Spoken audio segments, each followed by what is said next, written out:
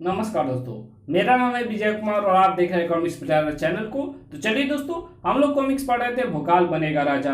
इसका पहला पार्ट मैंने अपने चैनल पे अपलोड कर दिया है। पहले पार्ट में मैंने इस कॉमिक्स को 20 पेज तक कवर कर दिया था। अब इस पार्ट में इसके आगे कहानी को शुरू करते हैं। क्या राज है इसमें?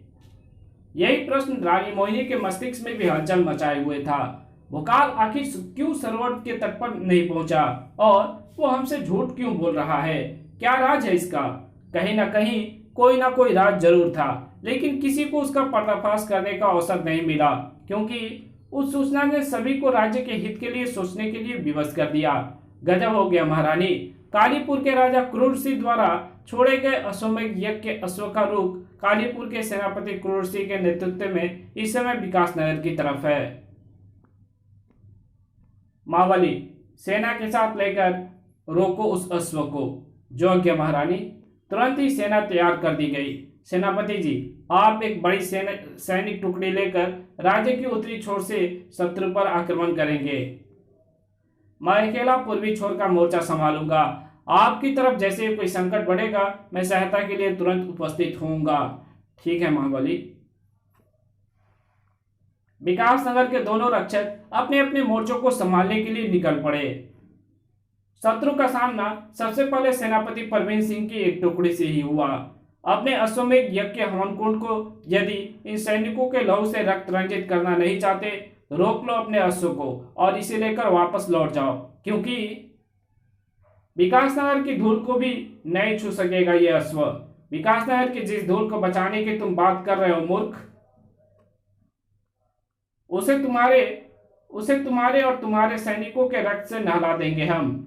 आक्रमण आक्रमण शुरू हो गया और इसी के साथ सारा वातावरण अस्त्र शस्त्रों की टंकारों से और टनाक टनाक सैनिकों की चीख पुकारों से गूंज उठा था।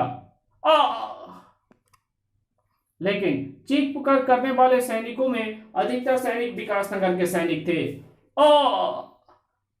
कालीपुर के सैनिक के कंठ से तो ठहाके उबल रहे थे।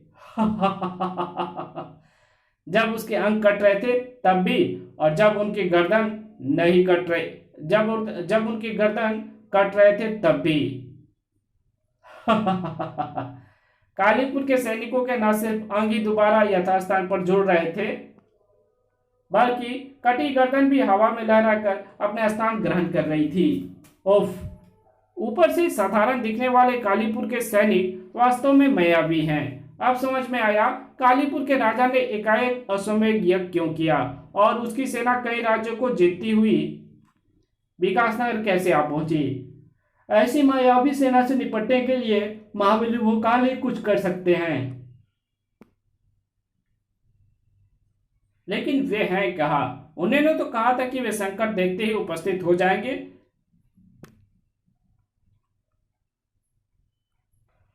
फिर वे अभी तक आए क्यों नहीं? क्यों ना मायावी सैनिकों के रूप में उन्हें हमारी सेना का संकट क्या इन मायावी सैनिकों के रूप में उन्हें हमारी सेना पर संकट मंडराता दिखाई नहीं दे रहा? उफ! विकासनगर की सेना पर संकट के गहरे बादल मंडरा रहे थे और ऐसे में भोकाल का कहीं अता पता नहीं था। इस स्थिति में कोई भी समझ सकता है कि विकासनगर की सेना की हार और उसकी पराजय निश्चित थी। लेकिन अचानक ना जाने कहां से उन अग्निबाणों की वर्षा होने लगी, जिन्होंने कालीपुर के मायावी सैनिकों को भस्म करना आरंभ करके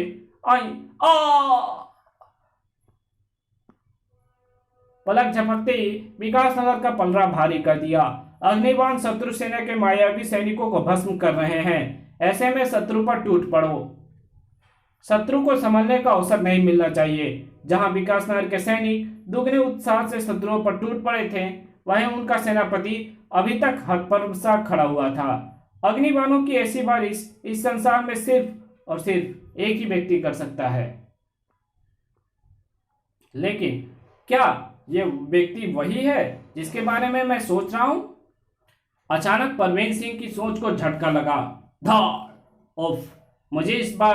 मुझे इस समय एक ही बात अपने मस्तिष्क में रखनी है, और वो ये इस समय मैं रणभूमि में हूं। इसलिए मुझे हर तरफ से ध्यान हर तरफ से अपना ध्यान हटाकर शत्रुओं के शीश उतारने में अपना ध्यान लगाना चाहिए। खच, ताकि विजय हासिल की जा सके। विजय होकर वापस लौटी विकासनगर की सेना का भव्य स्वागत किया गया। विजयी सेना के साथ महाबली भोकाल दिखाई नहीं दे रहे सेनापति जी। महारानी, सेना ने यह विजय महाबली भोकाल की अनुपस्थिति में प्राप्त की है। महाबली भोकाल की अनुपस्थिति में? ये तुम क्या कर रहे हो सेनापति? महाबली तो तुम्हारे साथ ही गए थे। महाबली सेना के साथ गए जरूर थे महारानी जी, लेकिन साथ रहे नहीं। युद्ध भूमि में वे हमसे अलग हो गए और फिर अभी तक नहीं पहुंचे। जाने कहाँ गए वे। तुरंत ही महारानी की भ्रिकुटियां तनती चली गई। महाबली को खोजो और उन्हें अविलंब दरबार में हमारे समक्ष प्रस्तुत होने का आदेश सुनाओ।